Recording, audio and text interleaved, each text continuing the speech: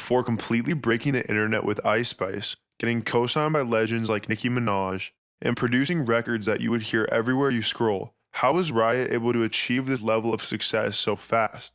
Riot was born in the Bronx in New York City and had a pretty normal childhood growing up. His dad is a DJ, so he says he was always kind of around music. Some of the types of music he would be around growing up would be soul, R&B, hip-hop, and others.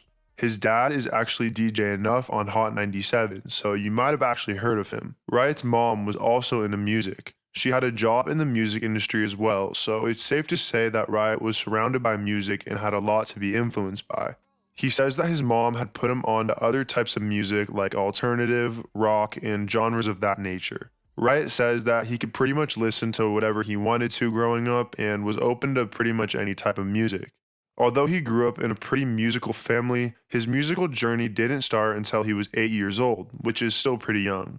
He took drum lessons for a month to get some basic knowledge of the instrument. Riot says that he thinks he has these lessons to thank for his drums being so fire today. After gaining some knowledge about the drums and having fun with it for a while, he decided to pick up a laptop and see what he could do on it. When he was around 10 years old, he did what most of us did at first. Go on GarageBand and start messing around, although 10 years old might be much younger than most of us. He says that he had a lot of free time as a child and would dedicate some of that time to experimenting with different programs on the laptop. He would often go on to GarageBand and put together loops. He says that this was his first experience in the world of production. As a couple years go by, he kept his interest in music but didn't start to take it too seriously yet. It wasn't until he was 15 years old that he downloaded Reason, his first DAW that he ever really took seriously. For about a year, he would mess around in Reason until he realized FL Studio was really the way to go. He downloaded FL when he was 16 years old by cracking it on his MacBook. So he says that it was really slow and glitchy, but Riot had to make this work. And I do not condone this, but do what you have to do. Little did he know that this would be the start of something crazy. Not only does Riot produce, but he also makes his own music. He says that he has over 100 songs of his own to this day. During that same year, he would do his first show on Canal Street, which he says was just some underground shit, but still pretty cool for his age. I don't know too much about his high school experience, but who really cares about that, so let's just fast forward to college. Riot attended college at SUNY Purchase in Westchester County, New York. It's kind of like an art school, but also has other classes as well. He was doing communications, but he says he was mostly undeclared during his time there. He says he didn't really have a reason for going to college, but the university had studios in it, so he wanted to work in those and surround himself with people of that nature. This plan worked out for him, as he would spend a lot of his time in these studios and meet a lot of people in the music system. Even though he was obviously interested in music, he never took any of the music courses. He just wanted to meet people. Earlier, I said that this plan worked out for him, but let's just say this plan really worked out for him. This is how he would meet Ice Spice. Riot met Ice Spice during his freshman year. He says that she was taking basic courses, so they just kind of crossed paths and were introduced by a mutual friend and actually ended up having classes together. She would actually go on to drop out after her freshman year, so it's lucky they met each other when they did. At the time of meeting each other, Ice Spice didn't even make music, they were just kind of friends. But after Riot found out she could rap, he told her that she should really take it seriously. She took his advice and told him to send her some beats. At the time, Riot says that the whole drill wave wasn't really a thing yet, so he just sent her some throwaway type beats. He says that after Sleepy Hollow and Chef G started to blow up and kind of start a wave in Brooklyn, he knew where to push her and started making beats directly for her. He says that they just kept growing together and had a really cool process of working.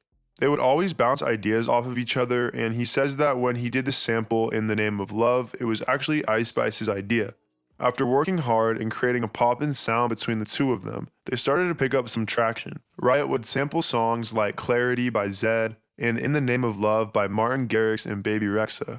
These two songs would create some noise in their city.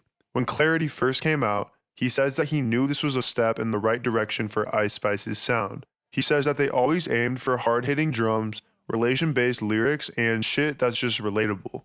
This definitely worked, but things didn't really pick up until they dropped their hit single Munch. Munch was an absolute banger that blew everyone out of the water. After Ice Spice getting a cosign from Drake, it was pretty much over with for the rap scene. Ice Spice and Riot had taken over.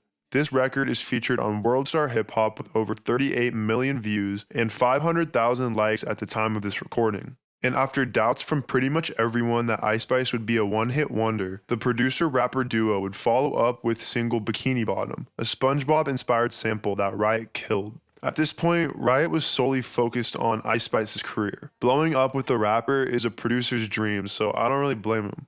Before the release of Ice Spice's first EP titled Like, he says he was pretty much focused on this piece of work and making good music for her. Riot says that there's a lot to appreciate about Ice Spice. He says that the drill scene is flooded with people trying to be gangster and hood, but Ice keeps it vulnerable and sticks to creating relationship-based records. He says she's relatable and is bringing a new voice for everyone, not just females. It's undeniable what Ice Spice has done, but where can you find Riot today? Well, this all happened in a pretty short amount of time. Riot and Ice Spice are still going crazy together. You can find Riot DJing for Ice Spice at different events, in the top producer and songwriter list on Billboard, and continuing to create crazy hard-hitting records for one of the most poppin' artists out now. He's by Ice Spice's side a lot of the time at different events like the iHeartRadio Awards, SoundCloud events, and studio sessions all around the country. His most recent success at the time of this recording is a co-sign from Nicki Minaj after hopping on a remix of Ice and Riot's song Princess Diana. A video surfaced of Nicki herself saying his infamous tag, "Stop playing with him, Riot." Stop playing with him, Riot. And even following him back on Instagram. At this point, it seems like it's no stopping Riot and Ice Spice. From growing up and meeting each other at a small college in their city, to creating viral records that are constantly breaking barriers, Riot is a producer to watch out for, and it's safe to say him and Ice Spice have something special.